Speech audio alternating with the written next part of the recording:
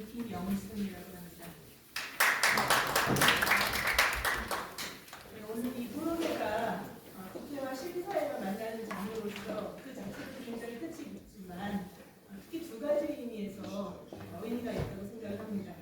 하나는 이 오늘 발표하실 오건호 박사님의 발표문이 연금개혁과 관련된 팩트들을 아주 선명하고 단순한 형태로 이해하기 쉽게 강의에서 정리 전달하고 있다는 사실입니다. 성공한 연금개혁의 그 사례들을 쭉 살펴보면 공통적으로 발표되는 것이 이제 그런 민주적 아주 정교하게 빌드업된 민주적인 협의 과정이라고 할 수 있는데요. 그것이 가능해지려면 이런 잘 가공된 팩트의 폭격이 필요하다고 할 수 있습니다. 사람들은 노후에 대해서 굉장히 막연한 생각을 가지고 있고 특히 젊을수록 얼마나 오래 살 것 같으냐 이렇게 물어보면 실제 평균 수명보다 훨씬 낮게 부르고 그러면 이제 노인들면 할 수 없이 다 좀 가난하게 살아야 된다고 생각하느냐 그걸 받아들여야 된다고 생각하느냐 하면 그렇지 않다고 얘기를 하면서도 그 연금보험료를 많이 내기는 싫다고 하고 그 다음에 그러면 이제 그 노후 부양에 쓰기 위해서 세금을 올려야 되는 건 어떻게 생각하냐면 그것도 싫다고 하고 이런 이제 모순되는 견해를 굉장히 많이 표출을 하는데 그런 일반인한테 그런 연금하고 관련된 어떤 현실을 직시하게 만들고 그래서 이제 자신의 어떤 꿈꾸는 노후 내지는 희망하고 그 비용 사이에서 이해에 기반한 타협을 하게 하는 굉장히 중요한 기반이 되는 게 이런 잘 가공된 팩트의 제공이라고 생각합니다. 그래서 오건호 박사님께서 그 수년 동안 다듬어서 어떻게 보면 굉장히 복잡한 사안을 아주 잘 이해하기 쉽게 오늘 전달해 주신다고 생각하고요. 특히 이제 쟁점이 되는 사안들을 잘 표현해 주실 거로 생각이 듭니다. 또 하나는 이제 민주적 협의 과정이라고 하는 것이 사회의 모든 부분의 목소리를 골고루 잘 대변해야 되는데 그동안 사실 우리 사회에서의 연금개혁을 둘러싼 논의들은 그렇게 골고루 잘 대변해서 사회적 목소리를 전달하지 못했다고 생각했습니다. 오늘은 특히 그동안 이제 조직화된 노동이나 재형 시민단체나 이런 데를 통해서 충분히 대변되지 못했던 노동시장 주변구나 그다음에 젊은 세대, 50대 연장선상에서의 미래 세대, 그다음에 일하는 시니어분들의 목소리를 대변하는 장으로서 특별하게 의미가 있다고 생각합니다. 자, 그럼 이제 이런 중요한 토론회를 일단 오건호 박사님께서 한 25분 정도 발표를 해주시고요. 그다음에 이제 각 토론자께서 한 7분 정도 토론해 주신 다음에 오 박사님께서 간단하게 그 토론에 대해서 코멘트를 해주시고 질문이나 코멘트에 대해서 응답을 해주시고 그거에 대해서 토론자분들이 이제 추가 질문이 있거나 해주시고 또 플로어에 있는 분들이 하실 말씀이 있으면 하셔서 오 박사님께서 받아서 마무리하는 걸로 이렇게 진행하도록 하겠습니다. 발표 부탁드립니다. 예, 오늘 발표를 맡은 내가 만든 복지국가 오건호 정책위원장입니다. 아까 사회자께서 말씀해 주셨는데요. 저 개인적으로는 오랫동안 연금개혁 논의에 참여하면서 가장 힘든 게 방향보다는 진단입니다. 지금 국민연금, 기초연금, 퇴직연금, 법정 의무 연금이 작동되고 있는데 이 제도의 현 상태를 진단하는 데 있어서 굉장히 의견 차이가 크고 또 이 제도들이 미래에 어떻게 펼쳐질지에 대해서는 더욱더 의견 차이가 큽니다. 그래서 실태 진단과 전망의 차이가 크다 보니까 연금개혁에서 통합된 목소리를 내기도 어려운 상황이고 전문가대로 또 정치권에 계신 분들대로 또 일반 시민대로 연금개혁에 대해서 많은 어려움을 갖고 계신 것 같습니다.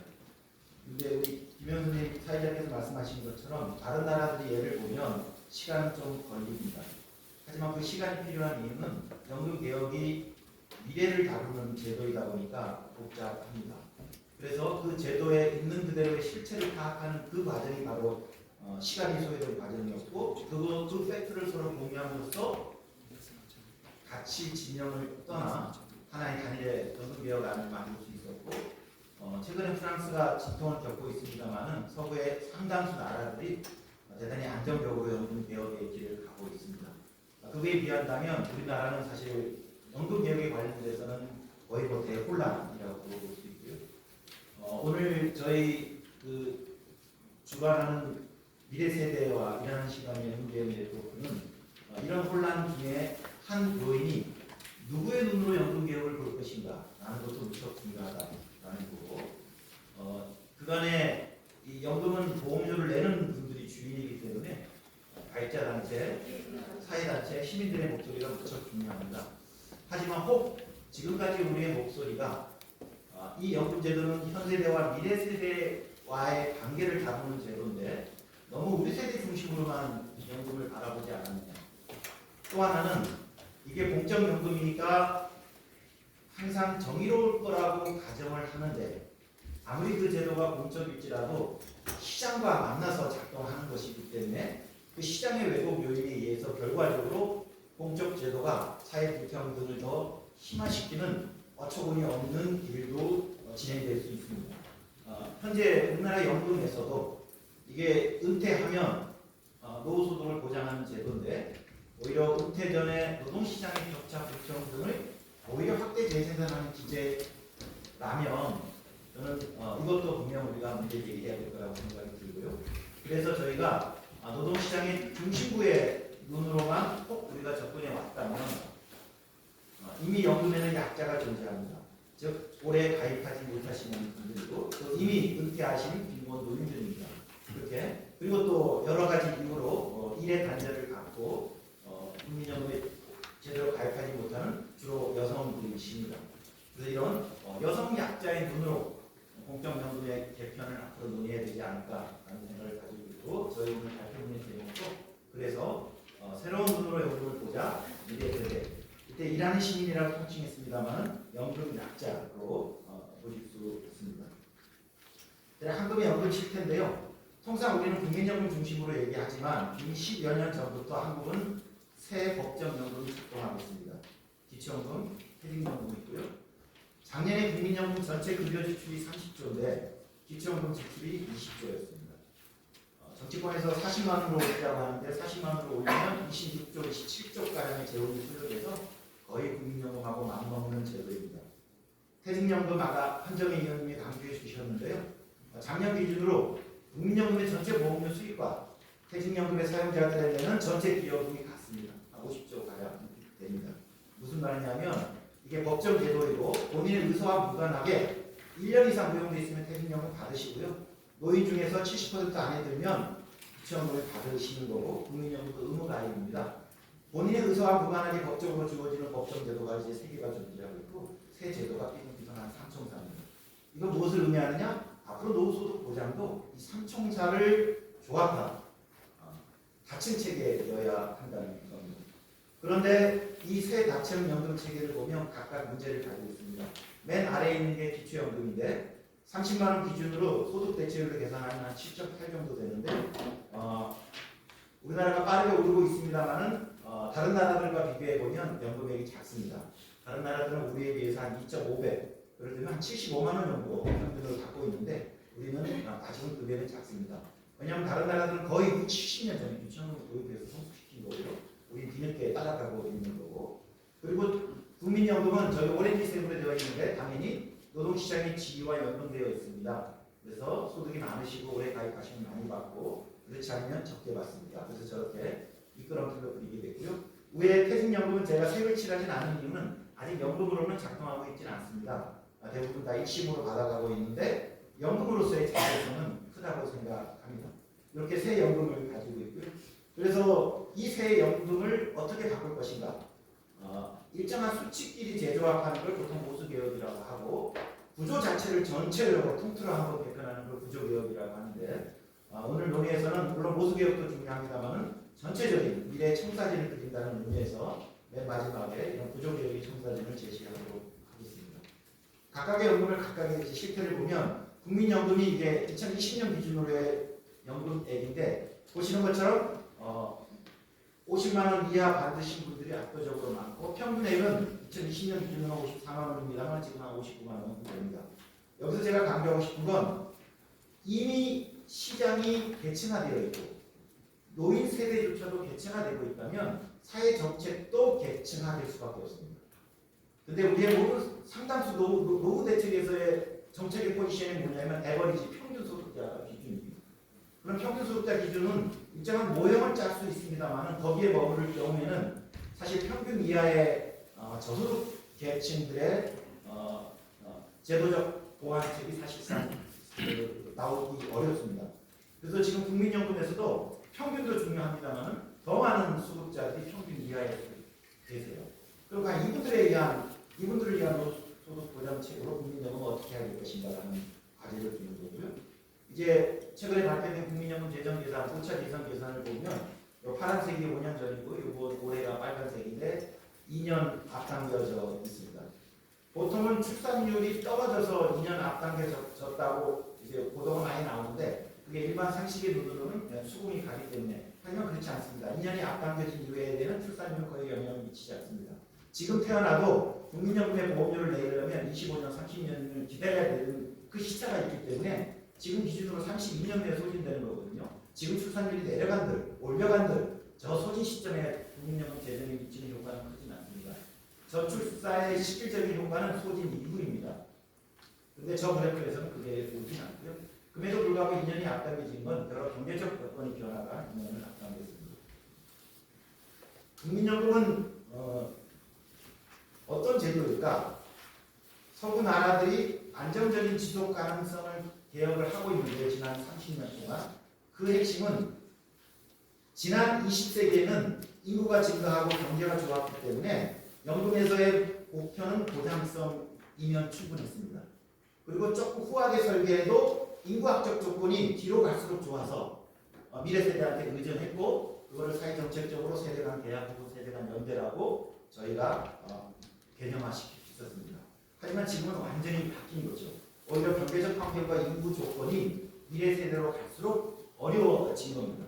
그러니까 20세기 연금개혁의 미션과 21세기의 미션이 달라진 거고 20세기에는 보장성이 단일의 목표로서 추진하면 되는 거였지만 지금은 보장성과 지속가능성이라는 상반된 두 마리 토끼를 잡아야 되는 어려운 환경이고 사실상 지속가능성이 더 큰 주제로 등장하다 보니까 많은 나라에서 지속가능성 개혁을 하게 되고요. 그때 등장하는 하나의 지표가 미래는 의료비, 노후 부양비 등 너무 커지기 때문에 최소한 연금에서 우리 세대가 받는 만큼은 우리가 기여를 해야 되겠다. 라는 세대별 기여급여의 균형의 기준이 설립되고 서구 거의 모든 나라들이 저 방식으로 진행을 하고 있습니다. 그리해도 우리가 받을 만큼만 우리가 기여하는 정도로 지속가능성 개혁을 해도 미래 세대는 그보다 더 큰 짐을 지게 됩니다. 그래서 최소한의 미션으로 지금 기여급여, 코호트별, 기대급여 배율이고요. 이거는 통상 연금 수비적으로는 수익비라고 표현을 하는데 이 수익비라는 개념 자체가 수익이라는 개념이 공적연금 제도에 부합하지 않는다는 지적도 있어서 수익비 개념을 쓰지 않는다면 내용은 같은 겁니다.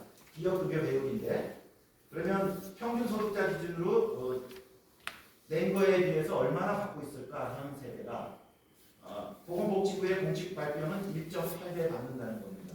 여기 지금 의원님도 계신데 사실은 국민들에게 있는 팩트를 전달하는 거에서 논의가 출발해야 됩니다. 정부의 계산 방식으로 따르면 2.6배를 받고 있습니다.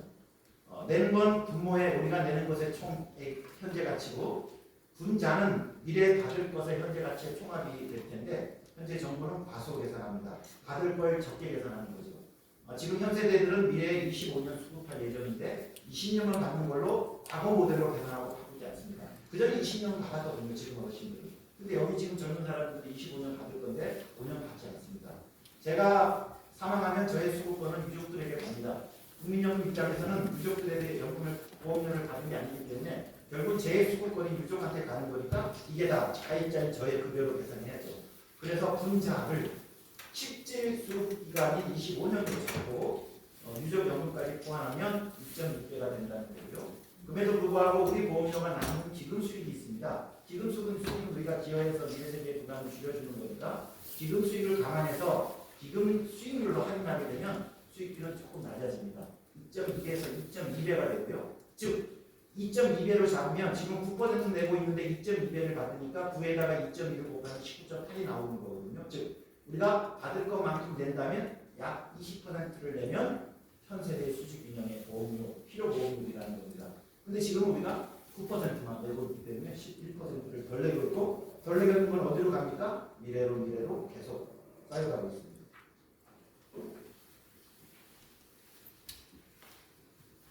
이건 좀 복잡한데 그래서 여러분 국민연금은 안에 아시는 것처럼 균등급여가 있어서 소득재분배의 기능을 가지고 있습니다. 서구 나라에서 드문 경우입니다.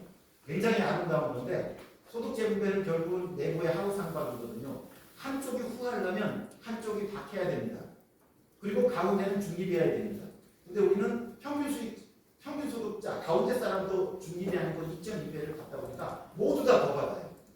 그럼 누가 실제로 더 받을까? 이건 가입이 조건이기 때문에 오래 가입한 사람이 더 받습니다. 그리고 낸 것 대비 받는 수혜들이 그들이 큽니다. 그래서 여기를 쭉 보면 소득이 많고 오래 가입한 사람일수록 국민연금에서 더 받아가는 보너스가 많습니다. 그래서 여기서 당황스러운 역진적인 결과를 보게 됩니다.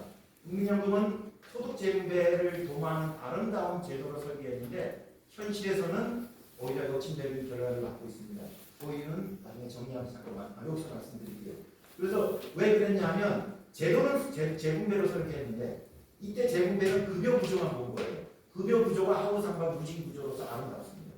하지만 급여 플러스 내는 것까지 합쳐서 보는 게 이제 네트 베네핏 순혜택인데 워낙 내는 게 작다 보니까 결과적으로 상위 계층들이 더 혜택을 보는 겁니다. 둘 다 맞는 겁니다. 급여만 보면 국민연금은 아름다운 재분배적입니다. 하지만 기업까지 결합해서 보면 소득이 많고 오래 가입하신 중층부 되시는 분들이 더 유리합니다. 그래서 사실은 우리가 국민연금을 보는 데 있어서 우리가 실제로 얼마나 덜 내면서 밑에 세대한테 넘기고 있는지 그리고 국민연금이 아름다운 제도라고 하는데 실제로 국민연금이라는 문을 넘어서 노인이 되었을 때 일했을 때 그 계급장을 띄워주는 것인지 아니면 더 계급장의 격차를 심화시켜주는 것인지 이 어처구니 없는 내놓은 국민연금의 형식을 직시하고 그리고 연금비연금을 해야 된다고 생각합니다. 기초연금과 퇴직연금이 있습니다. 기초연금 아까 내가 말씀드렸는데 여기 아까 급여 수준입니다. 50 평균은 급여율을 따지면 19% 정도 되는데 여기 7.8이니까 다른 나라들이 우리보다 한 2.4배 정도 많이 받습니다. 그래서 이게 조세 재정 부담이 있습니다만은 이 기초연금을 급여를 올릴 필요는 있는 것 같아요. 하지만 우리는 대상은 더 넓거든요. 70%입니다. 그래서 아마 국민연금에서의 제도 개편 논의는 대단히 단순합니다. 수치 재배치밖에 없어요. 국민연금은. 하지만 이제 앞으로 기초연금은 아마 보건복지위원회에서도 기초연금을 어떻게 다시 재설계할 것인가 전문가 신청 내에서도 아마 이게 가장 복잡하고 어렵고 또 중심 과제가 될 거라고 봅니다. 퇴직연금은 아까 말씀드렸습니다. 신규 수급하시는 분들 중에 연금으로 타가시는 분들은 5%밖에 안 돼요. 그리고 95%는 다 일시금으로 받아가니까 연금으로 기능하고 있지 못한데 그럼 왜 그럴까? 두 가지의 문제가 있습니다. 하나는 중간 인출이 가능합니다. 회사를 바꿀 때 중간 인출이 가능하기 때문에 그거에 대한 규제가 필요합니다. 또 하나는 아직은 퇴직연금 역사가 짧습니다. 연금으로 기능하려면 일정하게 적립이 돼야 되기 때문에 30년 이상의 시간이 필요한데 아직 퇴직연금 역사가 짧지 않습니다. 그럼 앞으로 역사가 좀 길어지고 한 10년, 30년 길어지고 중간 인출에 대한 규제가 있으면 돈이 쌓입니다. 그리고 다른 인센티브만 주어지면 저는 다 노후 설계를 하기 때문에 그리고 적립된 퇴직연금을 연금화시킬 거라고 생각합니다. 지금 신규 수급자만 받더라도 5%밖에 안 되지만 퇴직연금을 연금으로 수령하시는 분들의 적립액 평균액이 1억 9천이에요. 근데 무려 95%의 분들이 일시금으로 타가는데 그 이유는 평균 적립액이 1,600만 원밖에 되지 않기 때문입니다. 그래서 퇴직연금의 제도적으로 미래에 어떻게 될 수 없다라는 것보다는 이 적립금을 쌓아가면 법정 연금 제도이기 때문에 그리고 지금은 1인 이상 35년자에게만 적용되는데 이런 여보세요? 예? 대상은 퇴직연금 2인 이상까지 내려왔고요. 퇴직금을 그랬는데 이제 1년 이상, 제가 2등이라고 했네요. 1년 이상 상시고용 자들에게만 적용되고 있기 때문에 1년 미만의 임시 계약직 분들에게도 적용하는 제도가 꼭 필요하고, 그러면 이제 영세사업장의 지불을 굉장히 어려운 일인데 이거에 대한 사회적 지원을 통해서 1년 미만 고용의 계약직에게도 퇴직연금 적용될 수 있는 제도가 필요하죠. 자, 이런 실제 진단을 통해서 앞으로 연금개혁 어떻게 생각할까? 제가 말씀드렸습니다. 두 개의 눈이 필요하다. 사실은 연금개혁 테이블의 절반은 미래 세대가 앉아야 되는데 얘들은 아직 태어나지 않았기 때문에, 그리고 지금 유치원 다니기 때문에 앉아 있을 수가 없어요. 그럼 어떻게? 이쪽에 앉아있는 누군가가 미래 세대의 역할을 해줘야 됩니다. 근데 이쪽에 앉아있는 자들이 모두 다 현세대 역할만 해버리면 절반의 미래 세대의 목소리가 이 연금개혁으로 반영되지 않습니다. 왜? 지금 의사결정하는데 그 지출은 미래에 발생하고 미래 아이들이 감당하게 됩니다. 그럼에도 불구하고 그래서 이제 어쩔 수 없죠. 그 아이들이 여기에 직접 앉을 수 없다면 가상으로 현세대의 누군가가 우리 모두가 미래 세대를 대변해야 된다고 생각이 들고요. 그러면서 첫 번째는 미래 세대의 입장에서 연금개혁을 보자는 거고요. 지금 이번에 5차 예정 예산을 보면 만약에 소진 이후에 필요한 지출액을 모두 보험료로만 충당한다면 어느 정도 필요할까? 10년 전, 맨 아래 그래프가 10년 전이고요. 5년 전 이후에고 요번이 맨 위에 있는 겁니다. 그래서 최고로 높아질 때는 한 35%를 보험료로 내야 그때 지금 젊으신 분들이 그때 이제 연금 받으실 텐데 여러분들이 연금 받기 위해서 그 밑에 후배들은 한 35%를 내야 된다는 거예요. 물론 본인이 다니지 않고 입자 가입자들 절반씩 나눠집니다만은 사실 좀 상상하기가 어렵습니다. GDP 지출 규모로 보더라고요. 보통 국민연금 지출이 한 50년, 60년 돼도 한 10% 정도로 다른 나라 수준하고 비슷하다는 얘기가 나오는데 조금 수치의 조정은 필요합니다. 다른 나라 수치는 기초연금과 특수직용연금과 국민연금을 모두 합친 OECD 보고 수치고, OECD에 나온 수치는 밑에 표의 각지에 보면 한국은 국민연금의 재정계산 수치만 적었다고 나와 있거든요. 그래서 우리가 객관적인 비교를 하려면 우리가 다시 재수정 작업을 해야 됩니다. 이거 제가 수정 작업한 건데요. 그래서 미래 기초연금하고 그 다음에 특수직용연금까지 합치면 우리는 지금 3% 3.7밖에 안 되지만 계속 우위상만 합니다. 놀랍게도 외국들은요 지금도 90이고 미래에도 90이에요. 그리고 이거를 보험료로 따지면 지금은 9% 내고 미래에는 35%를 내야 되는데 지금 외국은 지금 18% 내고 미래에 한 20% 내면 돼요. 그래서 항상 수평으로, 그래서 미래 다른 나라들은 어느 지점을 찍어도 재정평가가 비슷합니다. 2030년이나 2050년이나 2060년이나 비슷해요. 그래서 인증이 나왔어요. 우리 연금은 지속 가능하다고. 근데 우리는 어느 지점을 찍느냐에 따라 완전히 달라요. 앞으로 30년 동안 우리는 울트라 건강한 연금입니다. 적립률이 엄청 많습니다. 하지만 소진 이후부터는 쭉 내려가고 여기 수치 없습니다만 우리가 진정 주목할 수치는 당시 보험료로도 충당하지 못하는 수지 적자입니다. 이 4차 재정 계산의 수지 적자가 6.6%고요. 매년. 지금 5차는 이번에 시상 결과에서 끝까지는 나오진 않았는데 대략 제가 숫자가 보면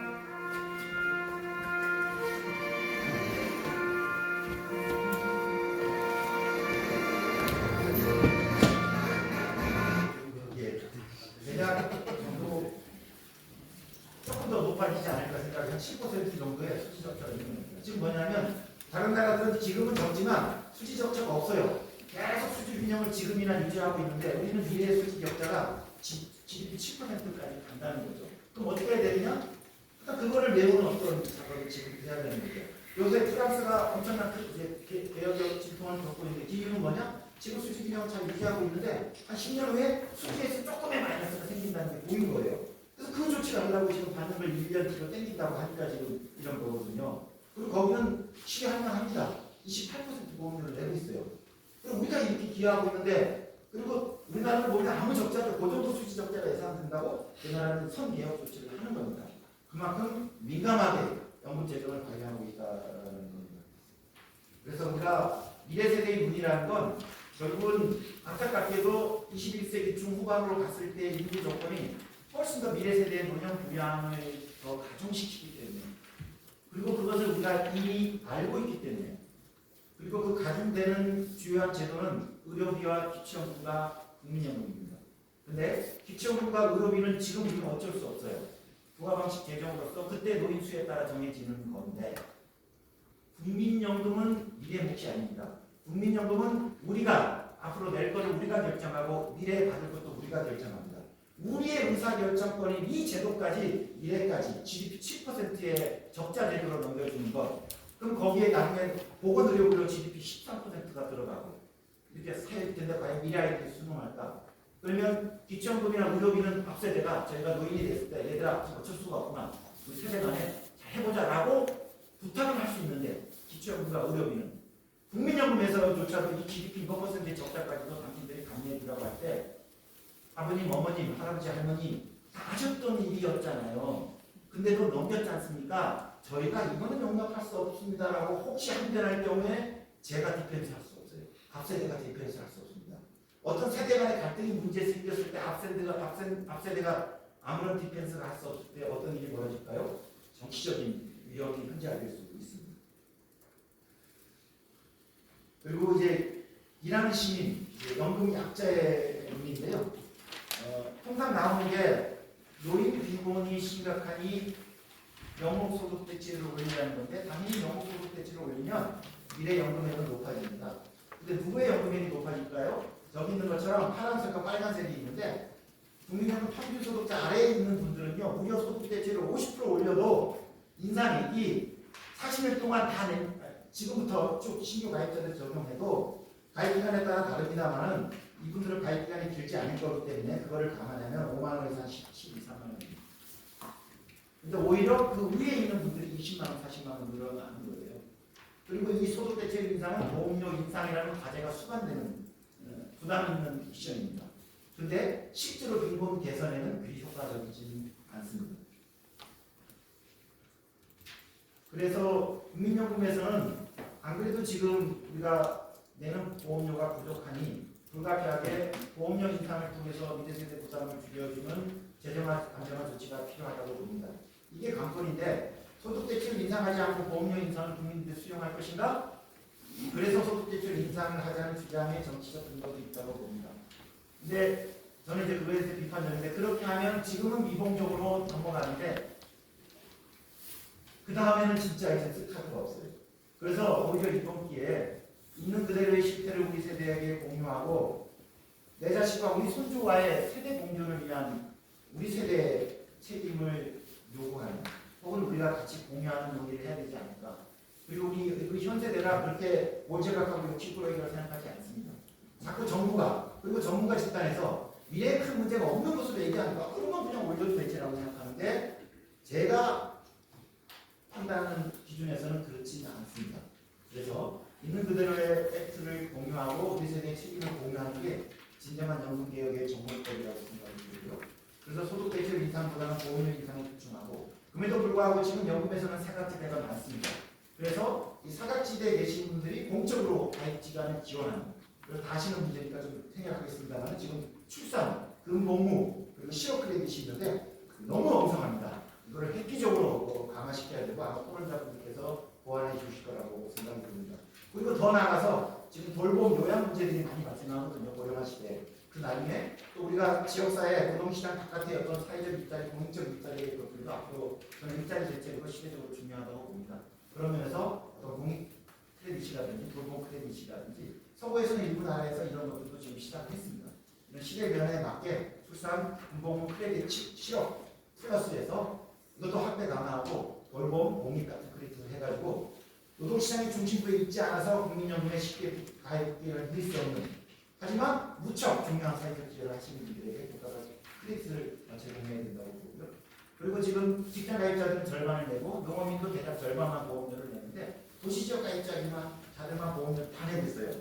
저는 형평하지 않다고 생각합니다.